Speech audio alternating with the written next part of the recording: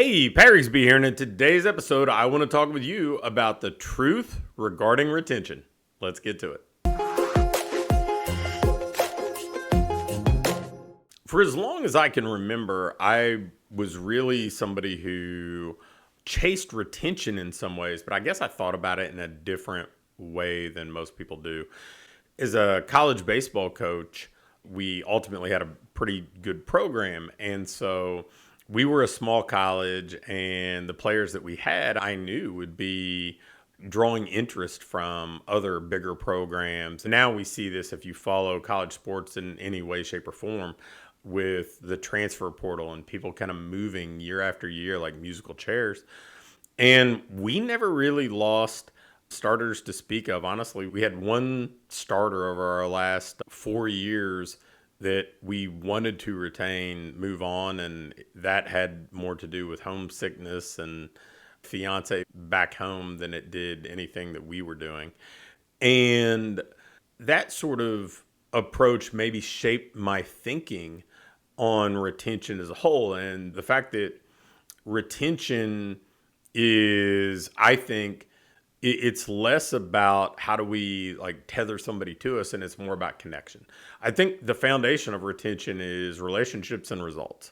I think if people are getting the results they want and they feel like they have a relationship with you, they're going to stick around as long as it makes sense for them. You're going to maintain that connection. But I also think that sometimes in this industry, as people get more cognizant of knowing their numbers, the idea of client lifetime value somehow gets commingled with an unbroken membership. Like, how long does somebody stay with you without ever leaving?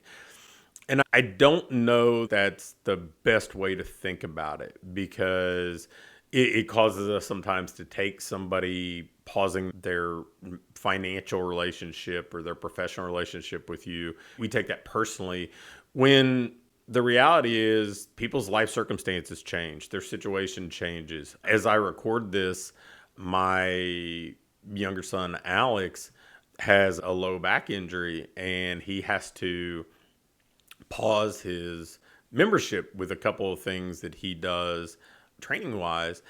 And it's not in any way, shape, or form a negative reflection towards his relationship with those places. He actually has gotten wonderful results. He's had a great experience, but circumstances have changed for him. And I think that's probably a healthier way to look at it. Like, how do we think in terms of connection? And yeah, we want people to stay longer with unbroken memberships if that is the best mutual choice for both parties.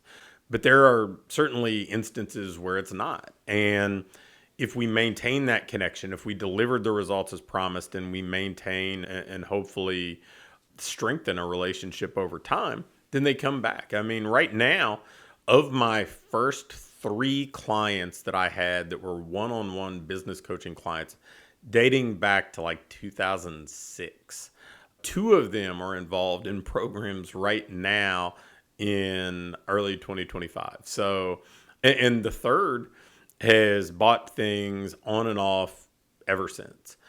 And for me, that kind of longstanding relationship, knowing that, hey, when it made sense for them, they stayed connected or reconnected. There was no bridge to be burned. I certainly didn't take it personally when somebody stepped away for a while.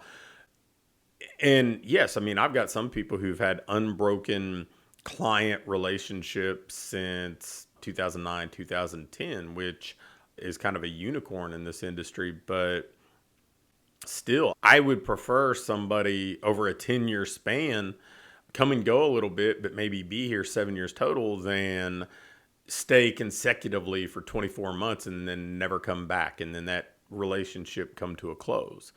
I think that's one of the things that we have to understand. Like, the connection piece is the foundation of retention, but frankly, in some ways, it's more important than retention, because if you have a small local business, you and the client that maybe has to take a pause because they're going on vacation, or they're out of town for a couple months at a time, or maybe their life circumstances change for a while.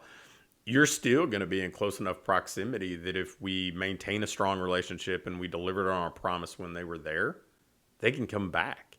And they're going to be more comfortable coming back with you because you're familiar, you're known. They know they can count on you to deliver when they're under your care and guidance. So when you're thinking about this, doesn't mean don't pursue unbroken memberships, but more importantly, pursue relationships and the delivery of results. If you do that, you'll keep people as long as it makes sense for people to stay in an unbroken fashion. But then when they leave, they will be far more likely to come back.